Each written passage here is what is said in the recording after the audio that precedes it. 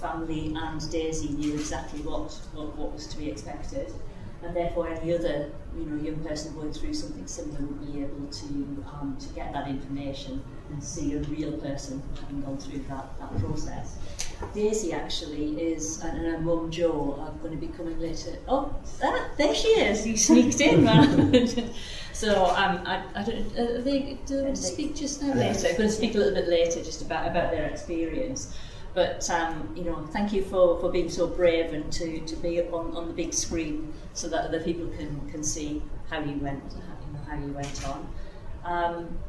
So I think with that we're moving on to something sort of quite different now, and we have Dr. Santosh Nair to talk about My Heart Stopped and the film that you were sort of part of the role for. Hello everybody, thank you for asking me to come. So this is just a bit about my experiences trying to make this film. So the Cardiology department had funding from the Norfolk Heart Trust to make some videos, and my colleague Dr. Ryding, whose video is going to be after me, I saw his video and I thought, well, this is incredibly powerful in terms of how it transmits messages to patients. And I saw Daisy's video as well, and I thought these were a real opportunity to educate patients and hopefully make it helpful for them to understand about the patient journey. I worked with Lorenzo, and I think he did a fantastic job, and what amazed me is that it didn't actually take that much time filming. A lot of time is spent in the editing and trying to get things just right, and the actual filming, I think you managed to capture things very quickly just with a couple of sessions of patients.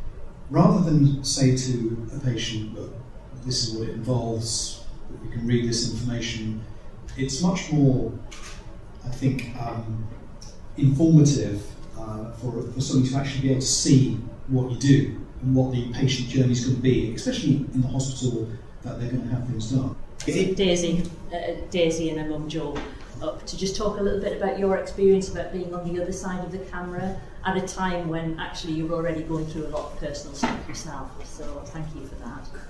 Why do you think making a film with you at the time, me and you and all this stuff that we participated in, you think it was important? Yeah, I think it's really important because people can identify more with a person rather than just reading a book, and you really can see emotions and how they actually felt in the process and their experiences of it. So rather than reading in a book, you don't get how someone felt or how their parents felt or what to expect at this point. It's more, yeah, because I think it's then less isolating rather than just reading it and thinking, oh, it's just me that's got this. You can see, oh, that girl's got it.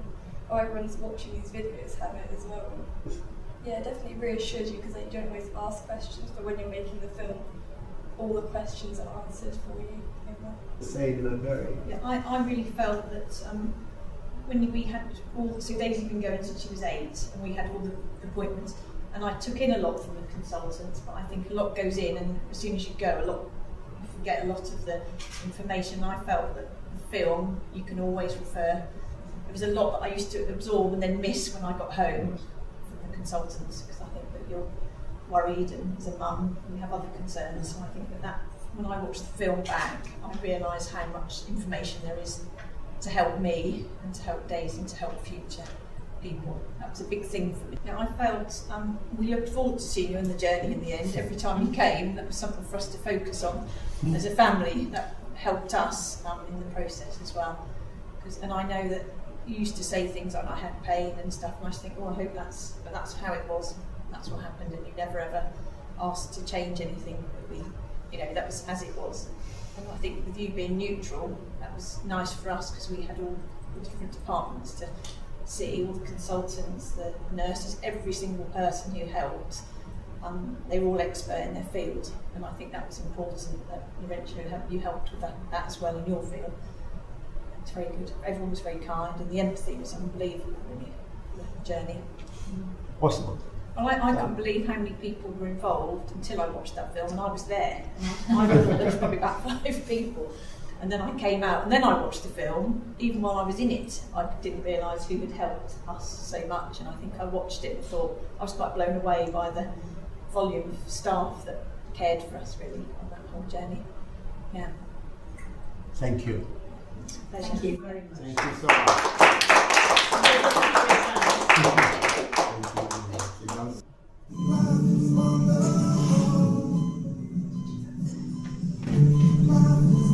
So without further ado, I'd like to hand over to Alisdair Ryding, who is just going to talk to us a little bit about his experience of making a film that we're going to be seeing later, which was called Saving George. Basically, we made a film with Laurentio about 2 years ago, which was for other cardiologists at a conference, and we had such a great time. We found it so sort of easy to get on with, and we could just see the power of doing this for patients, because essentially a picture speaks 1,000 words, and there's all these things that patients come in with heart attacks, emergency treatment, they have no idea what's happened to them. We sort of wanted to try and fill that gap and help them understand. And then we've expanded that and used to make a film for pacemaker patients with Santosh, and perhaps we can do other procedures and things as well.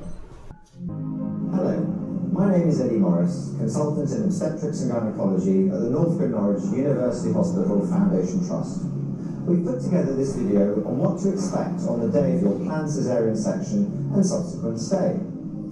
And I think the key was, I think it really brought our team together, because I know every medical team, every surgical team, you work together as a team, but in obstetrics it's so important, and I think women need to know, and their partners need to know how we all collaborate together, and that one person in isolation, none of it is possible. Hi, good morning. Hi. Good morning. My name is Dr. Chris Sawh. And my name is Dr. Ginevra Pillinger. I'm a consultant cardiologist. And I'm one of the junior doctors on cardiology. Today we are both on call, and I would like to show you the busy lifestyle in cardiology. And I would take you through a patient journey of someone who's had a heart attack.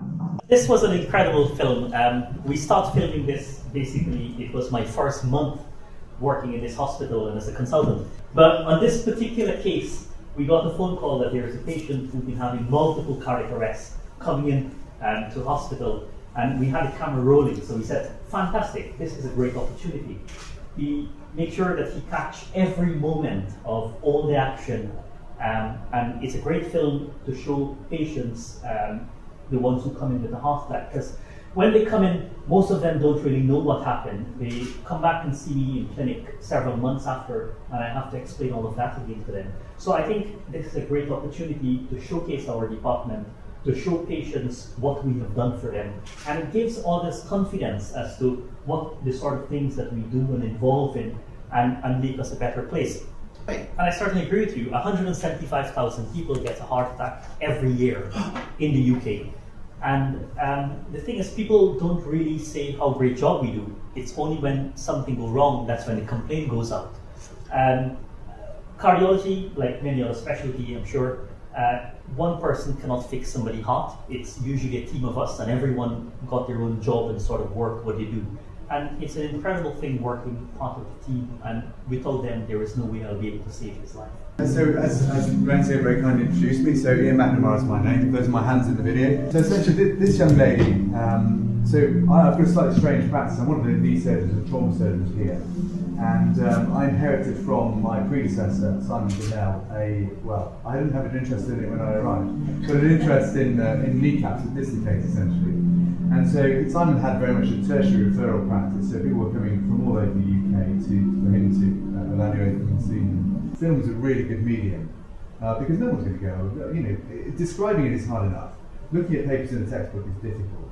But actually a film which is showing someone who's obviously in the bed there, and that's part of the film as well, of what her post-operative experience was like and what her kneecap was like beforehand, that's going to chime with other people. And this is where Lorenzio's skill comes in, because he's taking us from that doctor mould, which is, we do doctory things, we operate on people, we tell them about risks and benefits, and it's all very dry and all that sort of thing. And he's actually creating a film which allows us to communicate. Not only that, but he's in theatre, and theatre is obviously an environment that happens like the cath labs. It's an environment that happens in real time. It's a really difficult environment.